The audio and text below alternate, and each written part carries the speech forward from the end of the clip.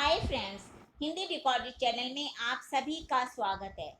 दोस्तों, दीपदान एकांकी डॉक्टर राम कुमार वर्मा द्वारा रचित एकांकी है और इसकी कथा है वह चित्तौड़ की एक ऐतिहासिक घटना पर आधारित है, जिसमें पन्ना धाय के अपूर्व त्याग, बलिदान एवं देश प्रेम की कहानी है।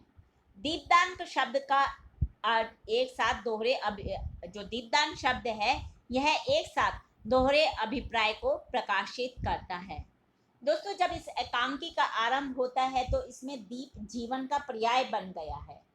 पन्ना अपने पुत्र का दान करके कुंवर उदय सिंह के प्राणों की रक्षा करती है। वह अपने चंदन को मातृभूमि के लिए दान कर देती है, अपने बेटे को मातृभूमि के लिए बलिदान कर देती है। पन्ना में कर्तव्य परायणता का उच्च भाव है। वह बड़े से बड़े प्रलोभन से भी विचलित नहीं होती और पुत्र की बलि चढ़ा देती है।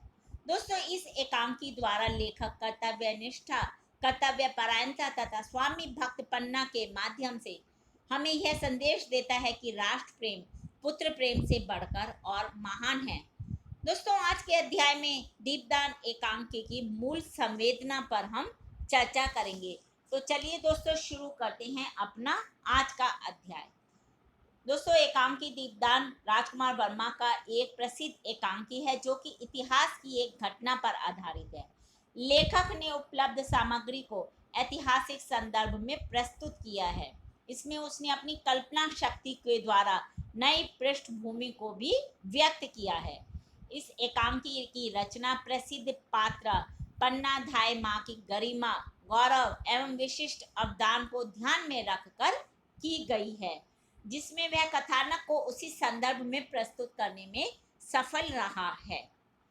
महाराणा सांगा जो चित्तौड़ के राजा थे, उनकी अभिलाषा थी कि उनकी मृत्यु के पश्चात उनका छोटा पुत्र उत्तराधिकारी के रूप में राज्य गद्दी पर बैठे।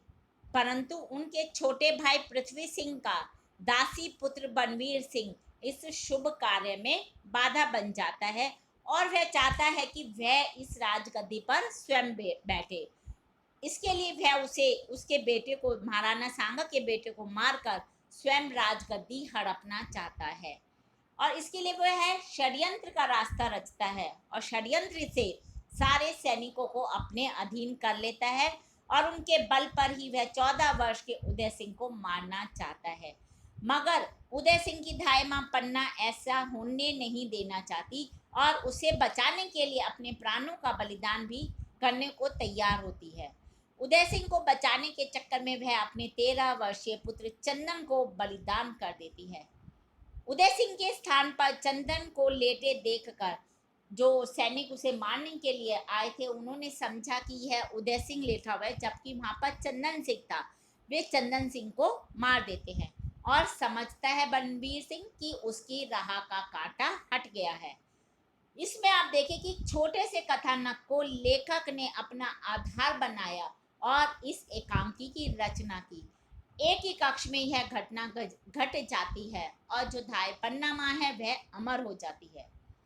दोस्तों, प्रत्येक एकांकी के पीछे एकांकीकार की कोई ना कोई संवेदना, समस्या, भावना अथवा जीवन दृष्टि होती ही है।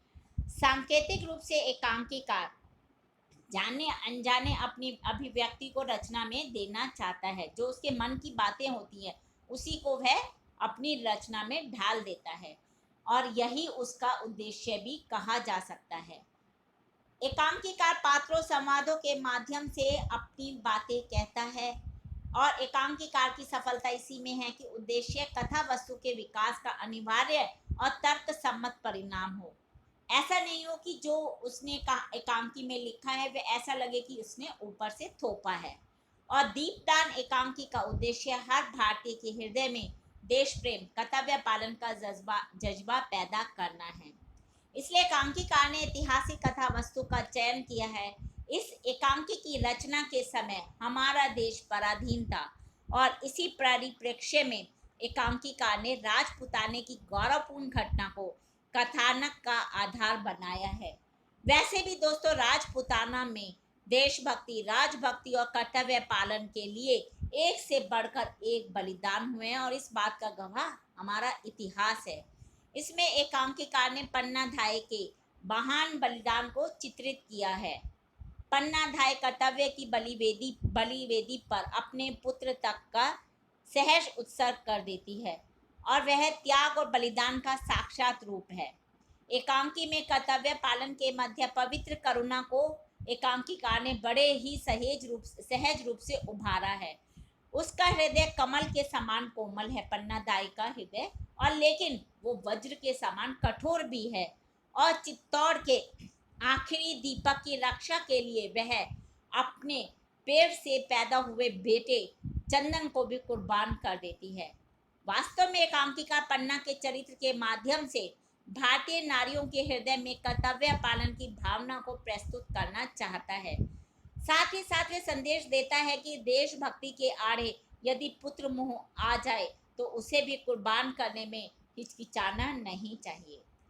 बनवीर जैसे ने अपनी स्वार्थ पूर्ति के लिए न केवल महाराणा विक्रमादित्य की हत्या की, अपितु उसके 14 साल के बेटे उदय सिंह को भी उदय सिंह के धोखे में पन्ना धाय के पुत्र चंदन की भी हत्या कर दी, जो कि अपराधी भी नहीं था, निरपराधी था।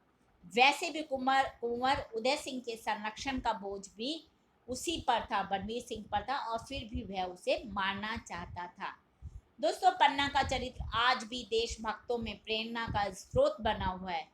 यही प्रस्तुत एकांकी में रचनाकार का उद्देश्य भी प्रतीत होता है। एकांकी में राणा सांगा के छोटे पुत्र कुंवर उदय सिंह को राजगद्दी पर बैठना था, परंतु राणा सांगा के भाई पृथ्वी सिंह के पुत्र बनवीर को यह पसंद नहीं था। वह चाहता था कि उदय सिंह को वह मार दे और स्वयं राजगद्दी हटिया ले और अपने राज्य के सैनिकों को वश में कर लेता है। लेकिन जब पन्ना धाय माँ को यह बात पता चलती है तो वह उदय सिंह को बचाने के लिए अपने बेटे चंदन सिंह को उसकी जगह पर लिटा देती है और सैनिक आते हैं और चंदन को उदय सिंह समझकर मार देते हैं। उसको इतनी मुश्किलों का सामना करना पड़ता है जब वो उदय सिंह को बचाती है कि आखिर में वह उसे अपने पुत्र का ही बलिदान कर देती है। तभी उसे अपने उद्देश्य में सफलता मिलती है। दोस्तों, उदय सिंह के तो प्राणों की रक्षा हो गई, पर किस उस पर हुई? पन्ना धाय माँ के अपने 13 साल के पुत्र के बलिदान पर।